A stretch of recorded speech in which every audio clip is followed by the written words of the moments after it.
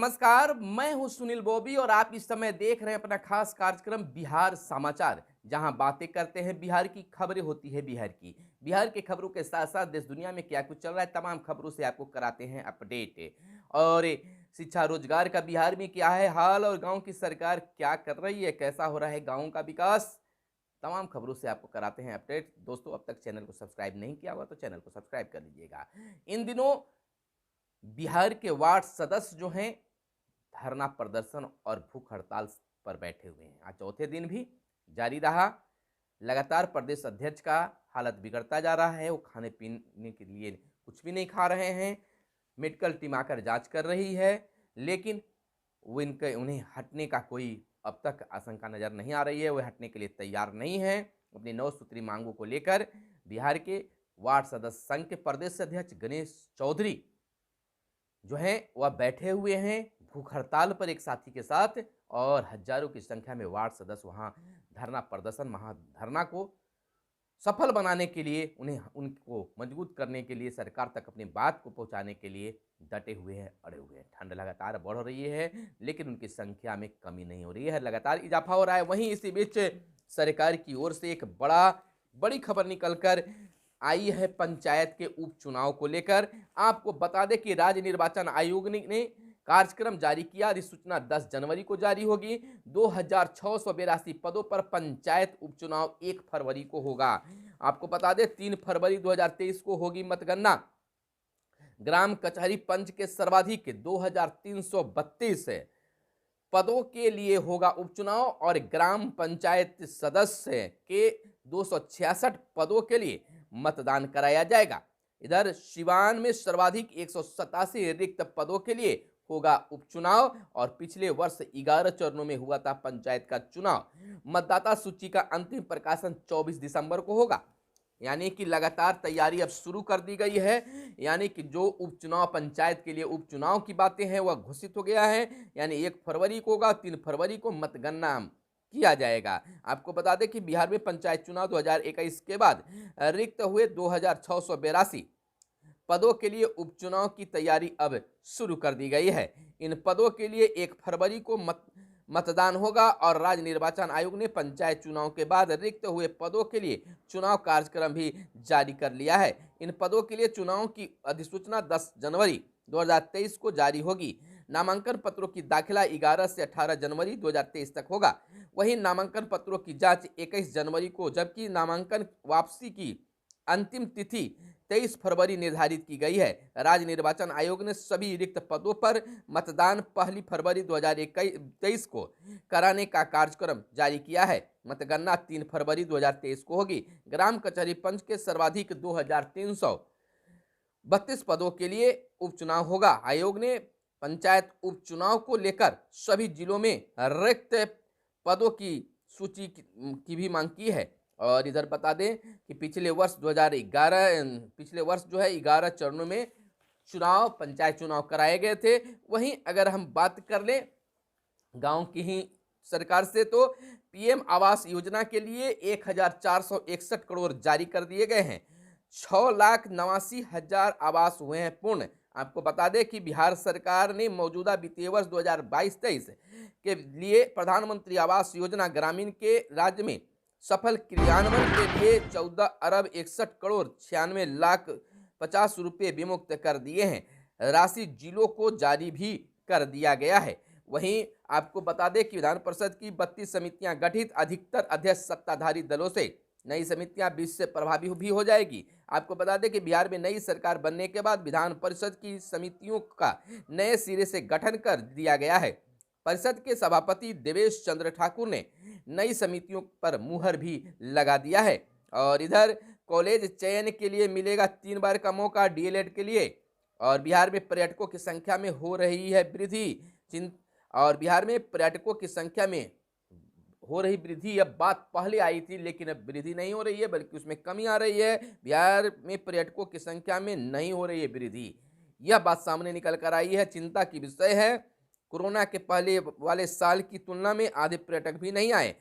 श्रावणी और पितृपक्ष मेले में भी आने वाले की संख्या में कमी रही, तो यह बिहार के लिए चिंता का विषय है। और इधर बता दें, नीलम और कुसुम देवी ने ली शपथ।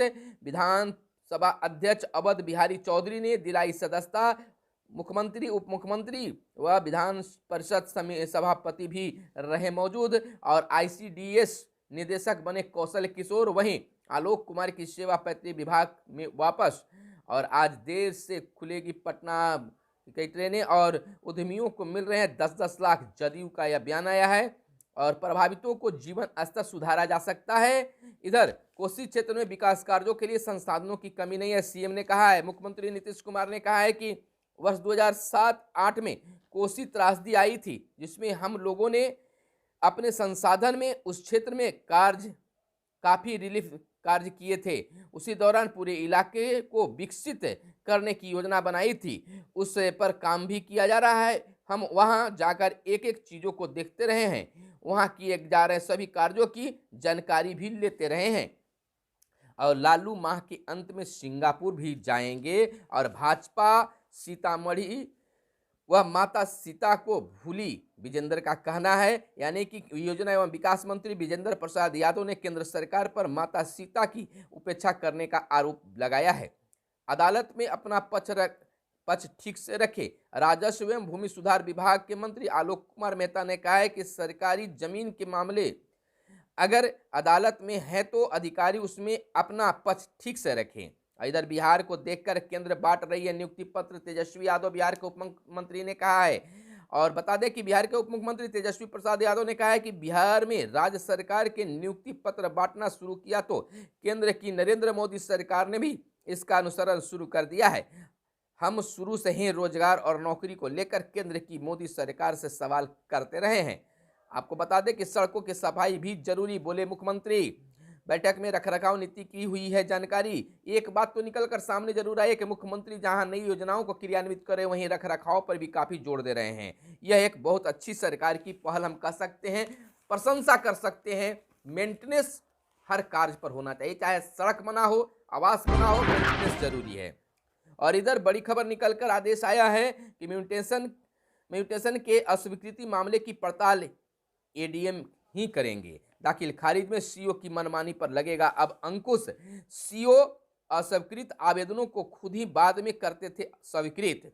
राजस्व एवं भूमि सुधार ने की उच्च स्तरीय समीक्षा, सभी जिलों के अपर समाहर्ता बैठक में हुए शामिल।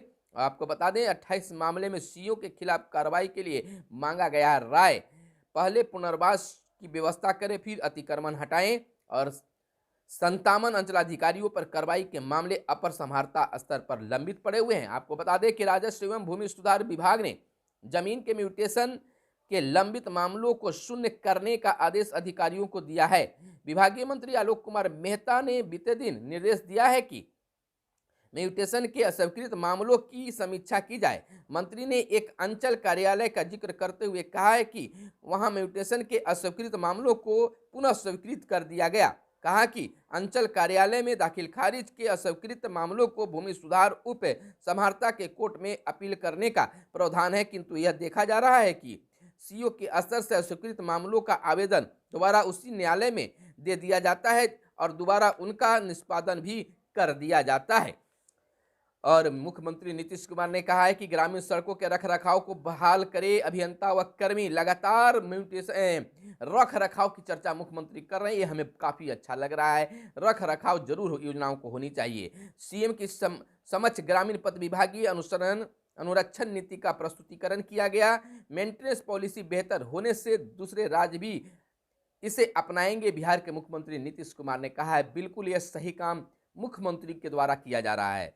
टैक्स चोरी में 27 जिलों के 32 कोचिंग संस्थानों पर छापे पड़े हैं। अब कोचिंग चलाना आसान नहीं, टैक्स की आप चोरी नहीं कर सकते हैं। सिर्फ में 1200 पास, मेंस 22 दिसंबर को होगी। और सौगात पीएम मोदी ने 71,000 से अधिक युवाओं को दिए नियुक्ति पत्र। 45 स्थानों पर देश भर में युवाओं को नियुक्ति पत्र दिए गए हैं। चुनाव की वजह से गुजरात और हिमाचल में नहीं बटे चुनाव में नियुक्ति पत्र। बिहार के 392 युवाओं को भी मिली है नौकरी। तो बिहार की देखा देखी केंद्र सरकार भी नियुक्ति पत्र बांटने का काम कर रहा है। खैर किसी भी मकसद से हो, किसी के माध्यम से हो, लेकिन युवाओं को अगर नौकरी मिल रहा है तो ये बेहतर है।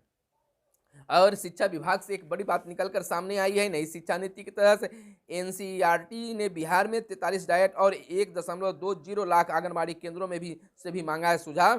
पाठ्यक्रम पर दिखेगी स्थानीयता की छाप। एनसीईआरटी ने 300 पेज का दस्तावेज सुझाव के लिए भेजा है। तो लगातार शिक्षा विभाग भी शिक्षा के क्षेत्र में बदलाव करने का काम कर रही है। तो यह थी आज की प्रमुख खबरें जो आपके लिए काम की खबरें हो सकती थी। तो फिर मिलते हैं अगले वीडियो में, तब तक के लिए दीजिए इजाजत। धन्यवाद। जय हिंद, जय भारत, वंदे मातरम।